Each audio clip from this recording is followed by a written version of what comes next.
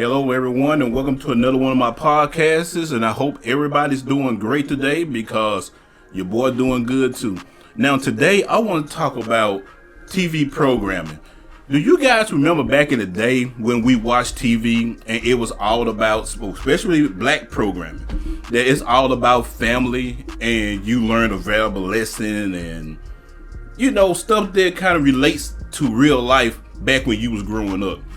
And like today, I don't know what's going on today. Today it's like TV has took a turn for the worse. It's more of entertainment than to actually trying to teach us a lesson or trying to motivate us. And the shows that we have now that motivates us, especially our kids, end up gonna motivate them right into a jail cell or even worse. Now, today I want to talk about some shows that I grew up on because I was born back in the 70s. And I want to talk about how we progressed from having great shows that wanted to inspire us to do great things and end up now having stuff like Housewives of New York and other stuff like that. You just don't understand it. But anyway, let's get started on this topic. I'm going back to the beginning in the 70s. Now, back in the 70s, it was a show that started off named Julia. Now, Julia was the very first African American show that pretty much mainstreamed a positive look on a black woman. She had a career, and she was a nurse. But the only problem with back then was that at that time, it was like trying to create a narrative that, back in the day about the welfare system, in order for a woman to actually have assistance from the government, even with children, the man could not even live in the house, or she couldn't even claim that she had a man. If they did, they'll cut him off. And back in the 70s, it was all hard at that time, hard to find jobs. They even had inflation during that time. And even though it was a little minuscule how we are now, but back then, that was a big problem. Hell, you see gas was $1.40 back then, they went crazy. We see it now here, we be jumping for joy. But Julia was a very positive show. But it also fell into one of them tropes that they did not want to show the dynamic of the black man and black woman living into one household. So in order for them to try to circumvent that, they try to make it as so that she is a widow. And you can see certain shows back then that actually portrayed black families. They always try to portray one parent, but not the other. And to make up an excuse that the other parent either died or have a good excuse of the reason why they're not in the household. So Julia is a good show to check out. So it is a very old show, and a lot of you probably even recognize what this show is, though, but you'll love it if you check it out. Now, the next show, everybody knows Sanford and Son. Now, Sanford and Son also fell in that trope, even though it was a comedy, but it fell in that trope that pretty much a single widowed man and his son staying with him. Now, a lot of people at that time tried to bash this show because they're trying to say that it did not have a strong, positive black woman in the show. But some shows like comedies, you sometimes look over it because you have so many dynamics. But when you trying to portray seriousness in some shows, it is best to have that type of dynamic. Because when you have the dynamic, you showing the world that, hey, if we don't have a black family together and we're always separate, then it's going to be a problem. And now that when you see crime and everything going up, the first thing they want to throw a statistic to say that the reason why crime is like this is because maybe the kids did not have a strong structure in their life. And it's sad. Now, Sanford and Son, it was pretty much second to third of the mainstream black shows that came out that had black leads. But this is a show that everybody pretty much saw, and kids today probably just glanced over it, but it's another show that was pretty good. Now, everybody know Good Times. Good Times was pretty much my model show because it was so believable for me. Now, I have did a little research on this show, and it was just amazing how when it first started off, the whole show was about Esther Rose, basically. Her Rose in Florida, since her show is a spinoff. And when they was creating the show, did you know that they actually wanted her to be a single mother with the parents, and the father wasn't there? But she said that she would not do that show unless she have a husband. And since her show, even though it was spin off of the show they mod, that she had James on it, but James had a different name on the show. So reluctantly they agreed to it, and James would end up adding to the show. And it gave this strong positive outlook because James was the model father. That was the father that everybody really needed. He didn't give a damn. He pretty much laid the law down. And the show, I mean, the first 2 seasons was great.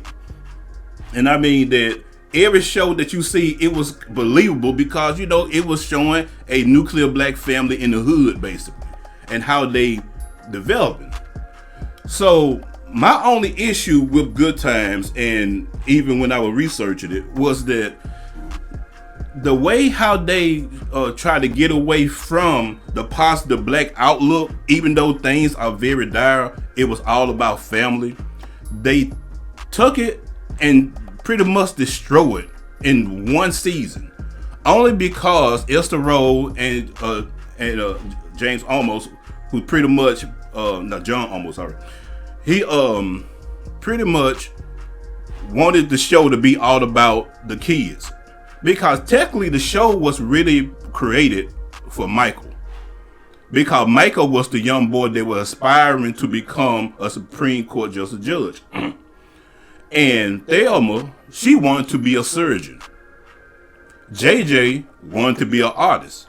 Now, all 3 of the children had dreams that, you know, being in the hood, it was teaching them that, hey, even though we don't have nothing, we are aspired to create something much more, to be much more than what our situation is.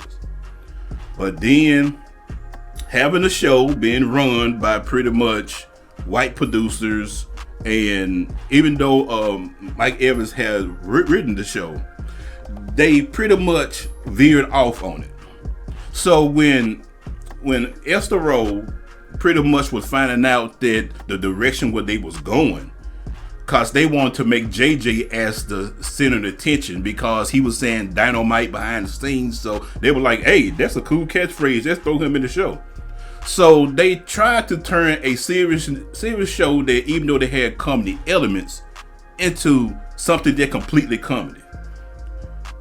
And then when the parents of the show, Florida and James, pretty much was saying to the producers that, hey, we don't like the way how this going, because especially James, because he seen what was going on. He sees that, okay, you are ignoring that Michael want to be a judge and Thelma want to be a surgeon, and you want to focus more on JJ comedy, and this is not what the show should be. But you know how it is, since they labeled him as a troublemaker, they ended up firing him, and that's why they killed him off the show, because he didn't like the direction where they were going. So James went to Mississippi, which still is kind of messed up because, hey, you traveled to Mississippi from Chicago for a good life. They didn't know what they were getting to coming down to Mississippi, especially back in the 70s. But when they written him off, they pretty much, Esther Rose quit too. Because she seen the writing on the wall that they wanted to make this show a comedy all about JJ. So then, after she left, they focused more on the kids and their neighbor Winona. And you could have seen how every episode kind of progressed.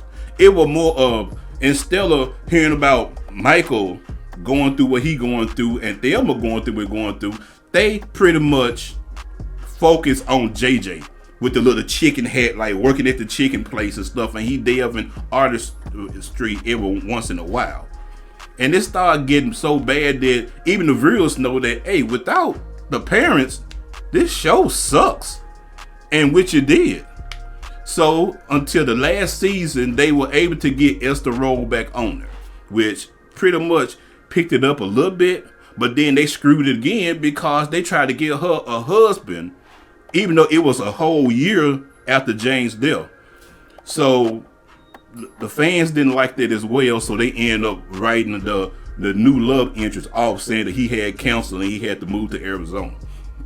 So I always said that Good Times started off such a great and positive show, but it was ended only because they want to find comedy inside the black plight instead of showing a positive outlook that even though we had nothing, we still can create something. Now the Jeffersons, on the other hand, had no issues because the only thing that everybody was talking about was it pretty much focused more on interracial relationships.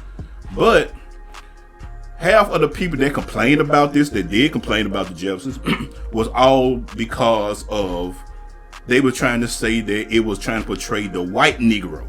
As in, when a black person leave the hood and make it, they feel like they are white. But I totally disagree because George Jefferson was more of that, I want to say a father figure, but he was like, hey, I got mine, but at the same time, you ain't going to F me around. And George was funny. And, he had his son, and, he wanted to make sure that the family was okay, but he never got away from the hood because he always had his wife Louise with him.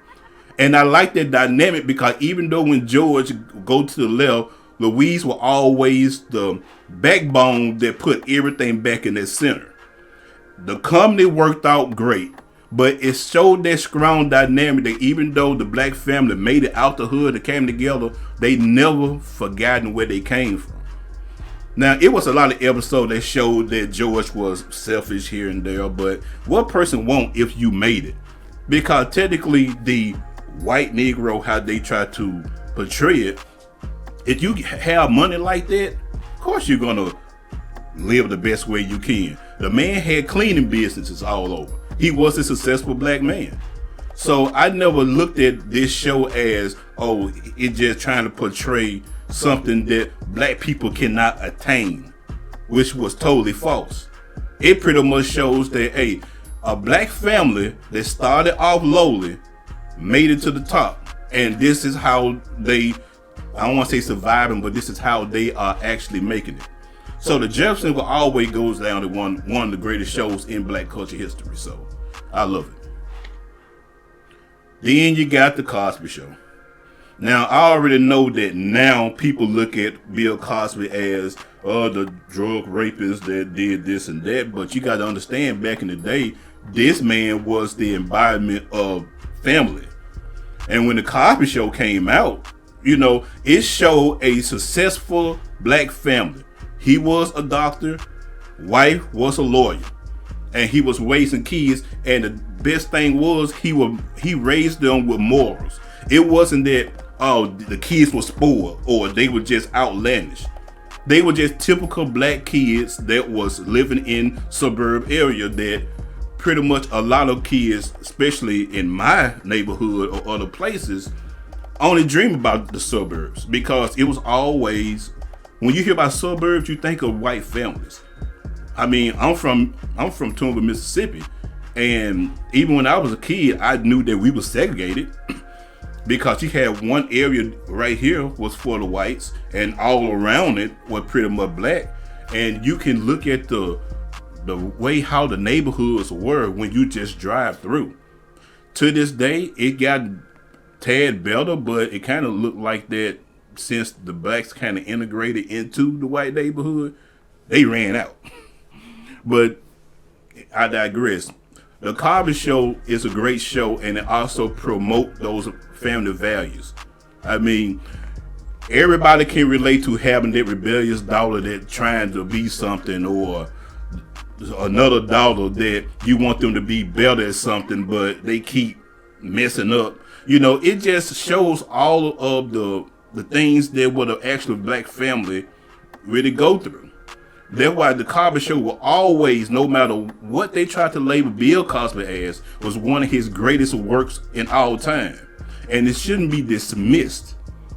Because even though that he allegedly supposed to did what he did or not, even though he been found innocent, they removed the Cosby Show from syndication and sales and stuff. But you got other shows like Seven Heaven and stuff, when the guy actually admit of being a molester, they show was still coming on. Even the little Hallmark channel was showing it. But for Cosby, they wiped them out of the face of the earth. Tried to, at least. But this show will always be just out there for our culture to look at, to show them that all black culture is much more than just stereotypes. It's just always going to be about, in order for us to really succeed, the black family structure has to be in place. And then it's Family Matters. I'm going to be honest with you, I hate this show with a passion. I couldn't stand this show coming on. When Friday hit and I see the little Family Matters logo come, I cringe. And the reason why I didn't like this show is because they started off great. They started off great because everybody was calling it the second Cosby Show.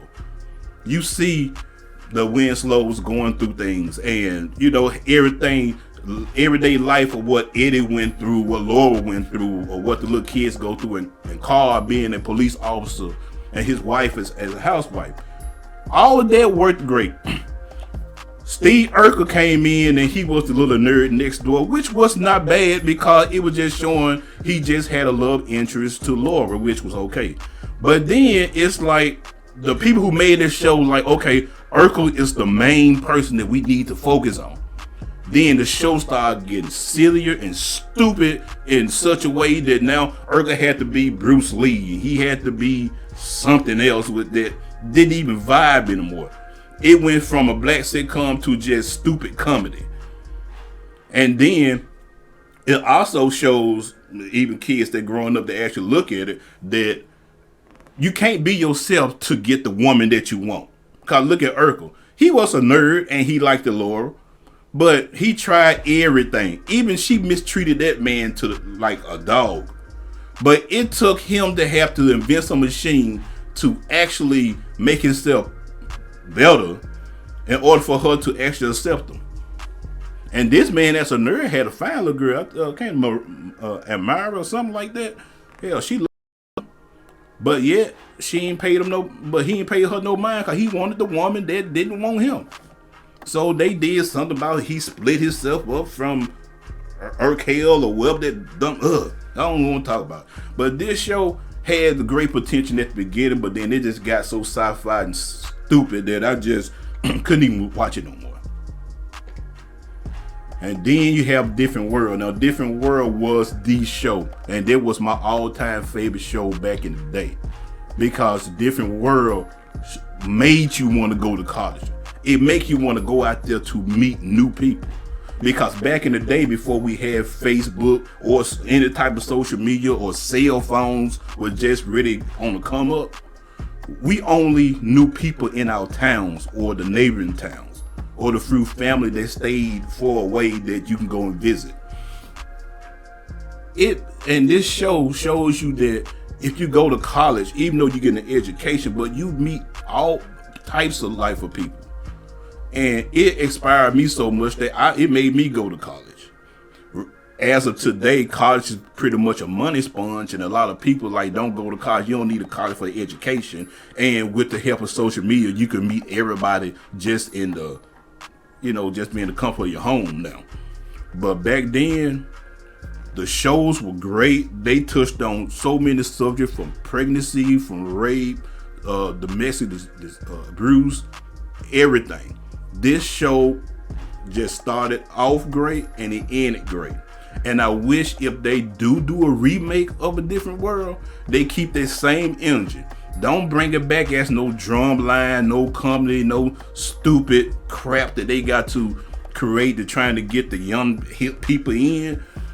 No, they need to keep it like it is, showing different black people striving for a goal, to showing them that they can actually make it into this world.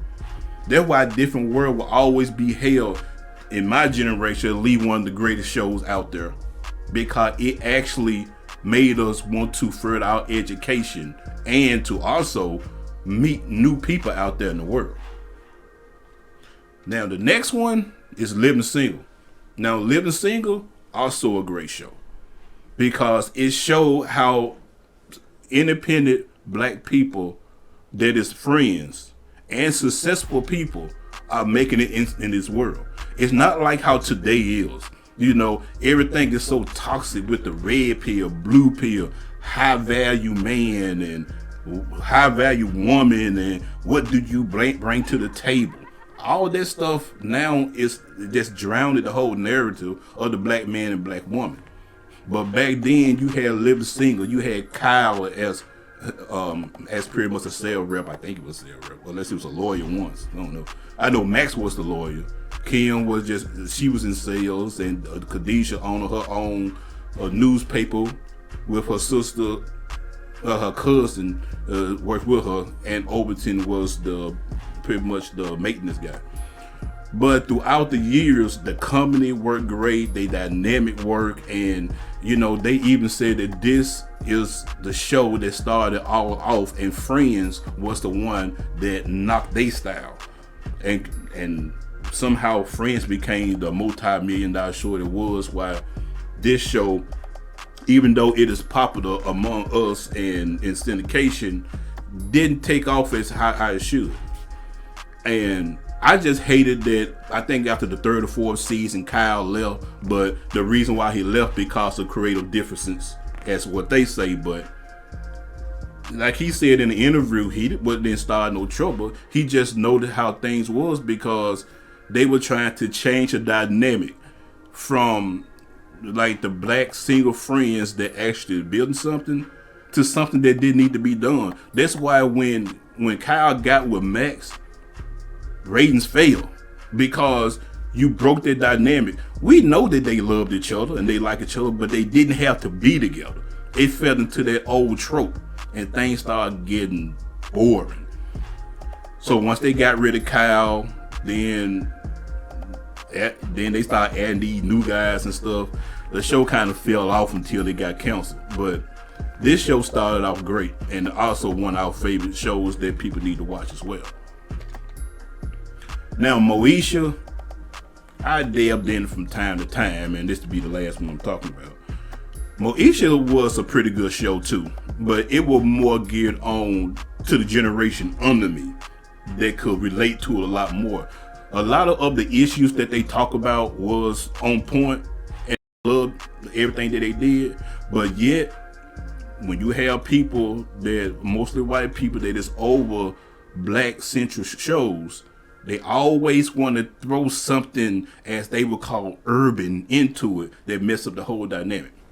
So before the last season, they decided to let Moesha dad Frank had a illegitimate son, which was I don't know the boy's name, but he was Ray J. And it was like they destroyed his whole look, because he was the overbearing, caring father that tried to raise a daughter and a son after losing his wife. And that dynamic worked so great because he was their father figure. But then they try to make it like, hey, everybody has faults. But why his fault has to be that he has to be a liar? He had to have a child outside. And it wasn't needed. And it's just like the woman who played D, she said that she told the producers them that if you go this route, this show will end. This show will not make it. And when they did it, man, they were flooded with so much hate, it wasn't funny. But it also shows how all these shows that I talked about that had the positives and the negative, it goes to show you that now we don't have shows like this no more. We have shows that promote drug selling, stripping, gang slang, and all this stuff. And they are the most popular things. And can you name me one show right now that focus on a black family in a positive light? Without any drugs or anything, the family is successful or wealthy. Or even if they wealthy, it's not in a comedy sense. Because now the media is pretty much feeding on our children. They pretty much showing their narrative that you don't have to do hard work, or you do not have to have a structural family in order to make it. Now, yeah, it's a lot of single families out there, single parent families out there, and their children do make it. But you got to understand that is a middle to a small statistic of successful households like that. But then those successes are the ones that people just celebrate. But what about the single household that the kids act out because the other parent wasn't there, or their father was never around, and their mom was never in their life, and they just fall to the wayside, get in trouble, and do drugs or crime, or end up dead? That's the narrative where everybody wanted to see, and everybody just hold on to instead of the positive. But then again, we live in a world that controversy and messiness pretty much rules everything. Never fails. Well, this is my podcast for the day, and I thank you all for listening to me, and hopefully you all return tomorrow. And I know I always say all, but you gotta understand I'm a country boy, so I'm deep in Mississippi. Well, not deep in Mississippi, but you get my meaning though. But I hope to see you guys next time, so see you later.